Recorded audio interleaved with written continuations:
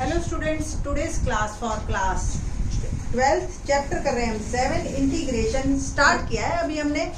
और इस integration topic में मैंने जो आपको प्रीवियस लेक्चर में बताया था एंटी डेरिवेटिव मेथड बताया था और इंटीग्रेशन के बारे में बताया था, क्या सिंबल होता है, इंटीग्रेशन कहाँ से ओरिजिनेट हुआ, लाइक दैट। तो प्रीवियस लेक्चर अगर आपने देख रखा हो तो वेल एंड गुड, नहीं तो आपको जो फार्मूले अब इसमें यूज होंगे वो मैं साथ साथ बताती जाऊंगी। क्वेश्चन नंबर 6 देखते हैं, एक्सरसाइज 7.1 का। क्या है क्वेश्चन नंबर 6 कि integration of 4e3x plus 1dx। ठीक है, क्योंकि अभी चैप्टर हमारा स्टार्ट ही हुआ है तो मैं आपको थोड़ा थोड़ा रिकॉल भी करवा दूंगी प्रीवियस लेक्चर का। तो EAX का हमने प्रीवियस लेक्चर में फार्मूला बताया था, integration of EAX upon A plus C। और सपोज कोई चीज मल्टीप्लाई में है, ठीक है, कोई दो फंक्शन है तो उनका सम अगर है, ओके, तो इंटीग्रेशन में दोनों को अलग अलग करके और फिर हम इंटीग्रेशन करते हैं उसका अलग अलग। ठीक है, इस तरीके से शो करने की जरूरत नहीं है हर बार, एक आधे क्वेश्चन में मैं आपको करके दिखा देती हूँ। ठीक है, और फिर कोई भी चीज सपोज मल्टीप्लाई में है इंटीग्रैंड के, इसको इंटीग्रैंड कहते हैं।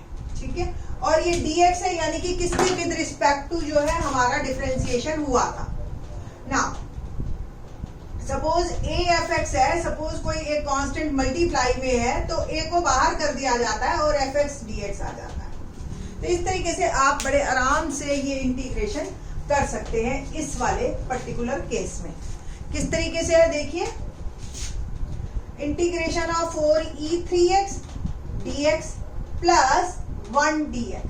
ठीक, और 4 बाहर हो गया, इंटीग्रेशन ऑफ e3x dx, और 1 जो होता है वो किसी की भी पावर 0 लिख सकते हैं ना, x की पावर 0 लाइक दैट। आपको शो करने की जरूरत नहीं है, ये वैसे ही मैं आपको जस्ट एक समझाने के पर्पज से ये लिख रही हूँ। ओके, नाउ EAX का इंटीग्रेशन क्या होगा, here A is 3, तो 4e3x by 3, ठीक है, प्लस C। और ये x की पावर n का इंटीग्रेशन अगर आपको ध्यान हो तो x की power n plus 1 upon n plus 1 plus C, यानी कि जो भी पावर है वो एक ऐड हो जाती है पावर में और वही नंबर जो नया बना पावर में वही नीचे आ जाता है। तो x की power 0 plus 1 upon 1 plus C। अब ये दो C मिल के एक नया C बना देंगे, ओके, और ये आपका आंसर। आप इसको इतना लंबा करने की जरूरत नहीं है। ठीक है, अभी पहली एक्सरसाइज शुरू हुआ है, आपको समझ आना चाहिए अच्छी तरह से, दैट्स व्हाई ये मैंने इस प्रोसीजर से किया। क्वेश्चन नंबर 7 देखते हैं, क्या है 7th question. x square integrand में अब दो फंक्शन है और दोनों आपस में प्रोडक्ट में, एक ये और एक ये। प्रोडक्ट का हमारे पास रूल नहीं है पता, एडिशन और सब्ट्रैक्शन वाले हम अलग अलग कर लेते हैं। ठीक है, प्रोडक्ट वाले को हम अलग अलग नहीं करेंगे, हम इसको एक पॉलिनोमियल में बदलेंगे। किस तरीके से, x स्क्वायर से मल्टीप्लाई करके, 1 से किया x स्क्वायर और इससे किया तो ये 1 ही रह गया। अब ये कुछ आपका क्वेश्चन नॉर्मल सा बन गया है। अब सिंपल है, ये आपका x square dx minus 1 dx। x square का फॉर्मूला, इससे आप इंटीग्रेशन कीजिए x क्यूब बाय 3 माइनस 1 का भी मैंने अभी आपको बताया कि अगर कांस्टेंट है तो सिंपल x आ जाता है, 1 को आप x की पावर 0 और फिर 0 प्लस 1 अपॉन 1, तो ये x आ गया। दोनों का c मिल के एक न्यू c हम लास्ट में लगाएंगे हमेशा। ठीक है, so the answer is x cube by 3, इसका इंटीग्रेशन, 1 का इंटीग्रेशन 1x, 5 होता तो 5x, लाइक दैट। ठीक है, तो इस तरीके से सिंपल से इंटीग्रेशन के क्वेश्चन है और एक सी हम लास्ट में लगा देते हैं। 8th क्वेश्चन भी बिल्कुल इसी टाइप का है, देखते हैं। Integration of ax square plus bx plus c और dx। अब आप इसको 3 पार्ट में बांट लीजिए, bx dx plus c dx। a constant है, बाहर निकल गया, x स्क्वायर का इंटीग्रेशन क्या हो गया, x क्यूब बाय 3, अभी किया था ना इसी रूल के अकॉर्डिंग। b भी बाहर निकल गया, x का इंटीग्रेशन कीजिए, 1 पावर एक ऐड हो गई, 1 प्लस 1 2 बाय प्लस सी एक्स, ठीक है। ये सी कांस्टेंट है और इसके साथ एक्स लग गया, क्योंकि आपको भी मैंने अभी बताया था सी डी एक्स का मतलब है C integration of d x, okay. Integration of d x यानी कि एक्स, सिंपल। और इन तीनों का सी मिल के ये हमारा कंप्लीट हुआ। आप थोड़ा सा इसको रिफाइन वे में लिख सकते हो, otherwise this one is also correct one. ये सी अलग है, ये सी अलग है, ठीक है। Now question number 9। अब कोई दो फंक्शन है और जो आपस में एडिशन में है, एक पॉलिनोमियल है और जो है एक यानी कि अलजेब्रिक और एक एक्सपोनेंशियल। तो 2x² प्लस EX dx, ये है आपका question.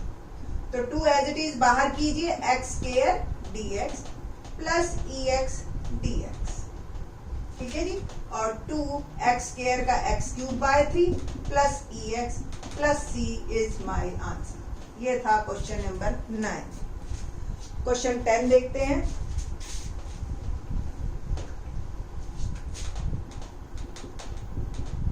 Root x minus 1/√x whole square dx, ये है मेरा क्वेश्चन। अब आप पहले a minus B whole square identity ही खोल लीजिए, इसमें कोई प्रॉब्लम नहीं है, ठीक है। क्या होगी बताइए, a² plus b² minus 2ab और dx, क्या बना x प्लस 1/x, और ये देखो ये कैंसिल हो गया, -2। ये अब नॉर्मल क्वेश्चन हो गया मेरा। इंटीग्रेशन 3 में डिवाइड हो जाएगा, x dx 1/x dx minus 2 dx। x का integration xn plus 1 upon n plus 1, यानी कि n इज 1 हेयर, 1 प्लस 1 और जो भी नंबर बना 1/x का आपको ध्यान हो, प्रीवियस लेक्चर में मैंने बताया था 1/x का इंटीग्रेशन होता है log x।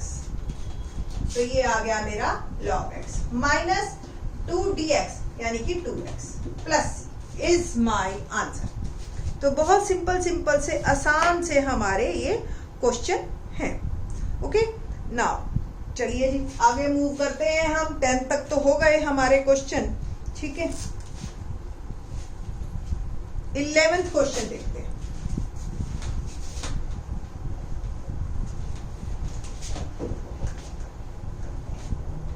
क्या है क्वेश्चन नंबर 11? इंटीग्रेशन किसका निकालना है हमें, x³ plus 5x² minus 4/x² dx। बहुत सिंपल सा, एल्जेब्रिक दोनों है, न्यूमरेटर भी एंड डिनोमिनेटर भी आपके, ठीक है। और हमारे जो ये इसको बस आप डिवाइड कर लीजिए, x³ bye x² plus 5x² bye x² minus 4/x², ठीक है जी। आप इसको ऐसे लिख सकते हैं, है ना, ठीक है। जैसे एलसीएम लेके इसको ऐसे लिख देते हैं, ऐसे ही हम इसको ऐसे लिख सकते हैं। और सॉल्व करते हैं, x प्लस 5, ये देखो 3 और 2 एक पावर कम हो गई, यानी कि x की पावर 3 माइनस 2, x की पावर 1 रह गई। ये दोनों ही कट गए, 5 रह गया, और ये एज इट इज क्योंकि ये कटा नहीं dx। अब ये किस में डिवाइड हो गया, x dx 5 dx और minus 4 1/x² dx। x dx, x का integration x² by 2 plus 5 dx 5x, 5 बाहर, dx का इंटीग्रेशन एज आई टोल्ड कि जो है कोई भी कांस्टेंट है dx का इंटीग्रेशन x होगा, माइनस 4। अब 1/x² है, यानी कि x की पावर -2, और क्या होगा इंटीग्रेशन -2 प्लस 1, बिल्कुल यही फार्मूला हर जगह आपका अप्लाई होगा। और ये -2 प्लस 1 और ये भी जो भी नंबर ऊपर आया वही नीचे, यानी कि x की पावर -1 अपॉन -1, ठीक है जी। तो इंटीग्रेशन ऑफ x की पावर -1 अपॉन -1 प्लस c। तो थोड़ा सा सॉल्व करके लिखते हैं, x² by 2 plus 5x minus minus plus 4, और x की पावर -1 को मैं 1/x में लिख सकती हूँ, plus c is my answer. Okay, तो इस तरीके से ये आपका आंसर कंप्लीट होता है।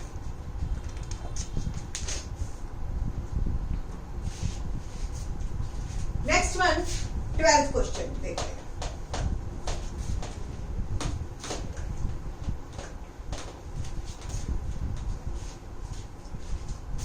क्या है 12th क्वेश्चन? सेम इसी तरह का पार्ट है। X cube plus 3x plus 4 upon root x dx, ये क्वेश्चन है मेरे पास। इंटीग्रेशन ऑफ बिल्कुल पहले की तरह ही, डिनोमिनेटर डिस्ट्रीब्यूट कर दिया हमने, सबको अलग अलग पार्ट में डिवाइड कर। अब देखिए ऊपर x की पावर 3 है, नीचे 1/2। यहाँ x की पावर 1 है, नीचे 1/2 है। तो अगर बेस सेम हो, बीच में डिवाइड का निशान हो, by exponents last powers are subtracted, plus 4 और इसको तो आप -1/2 ही लिख दीजिए ऊपर लेके।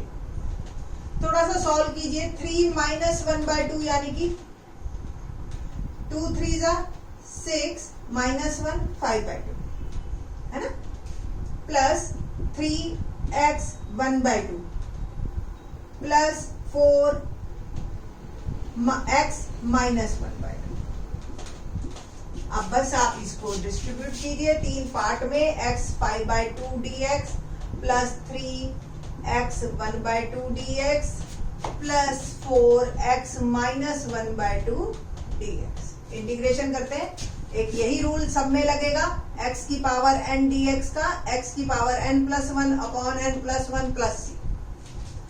तो इंटीग्रेशन स्टार्ट किया, x की पावर 5/2 प्लस 1 और 5/2 प्लस 1, 3x 1/2 प्लस 1 और 1/2 प्लस 1 प्लस 4x -1/2 प्लस 1 और -1/2 प्लस 1 प्लस c।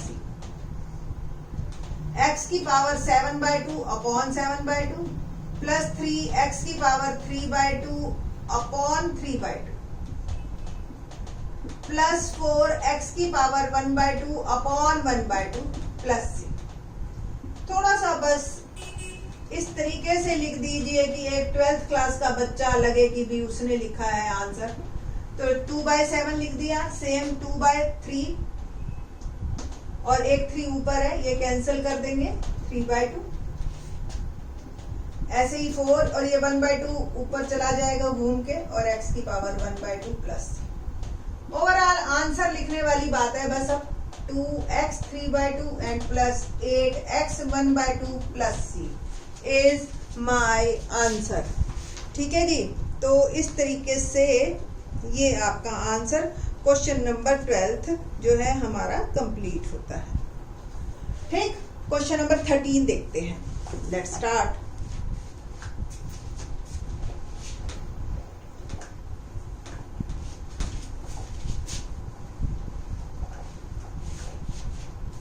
क्या है question number 13? X cube minus x square plus x -1 upon x -1 D. एक तरीका तो ये है, सिंपल लॉन्ग डिवीजन मेथड से आप इसको डिवाइड कीजिए। आपको पता है ये प्रॉपर इंटीग्रेंड नहीं है, प्रॉपर रैशनल फंक्शन नहीं है। रैशनल फंक्शन प्रॉपर कौन से होते हैं? जिसमें न्यूमरेटर की डिग्री डिनोमिनेटर की डिग्री से कम होती है। ठीक है जी, यहाँ पे न्यूमरेटर की डिग्री 3 है, डिनोमिनेटर की डिग्री 1 है। ठीक है, तो पहले तो इसको डिवाइड ही करना है आपने। ठीक, एक तरीका तो ये है। दूसरा तरीका ये है कि आप इसके फैक्टर बना लीजिए। देखो ध्यान से, एक्स स्क्वायर कॉमन पहले दोनों में, तो एक्स बच गया यहाँ पे, यहाँ 1। सेम इन दोनों में कॉमन 1 लिया, एक्स -1 dx और अपॉन में एक्स। अब देख रहे हो आप, दो पार्ट हो गए हैं, दोनों में x -1 एक फैक्टर कॉमन है, वो कॉमन लिया, यहाँ रह गया एक्स स्क्वायर, यहाँ रह गया +1 dx। अगर आप डिवाइड करके आओगे ना बेटा, तो भी आप यहीं पहुंचोगे वापस। ठीक है, तो आप चाहे डिवाइड करके यहाँ पहुंचिए, चाहे इस तरीके से फैक्टर बना के काट के पहुंचिए, आपकी मर्जी। अब बस हमने इसको, नॉर्मल क्वेश्चन मेरा बन गया है x square dx +1 dx। X square का x³ 3 plus x plus c is my answer. तो क्वेश्चन नंबर 13 जो है यहाँ पे हमारा कंप्लीट होता है। ठीक है, बाकी के क्वेश्चन इसी एक्सरसाइज 7.1 के in the next lecture. Thanks.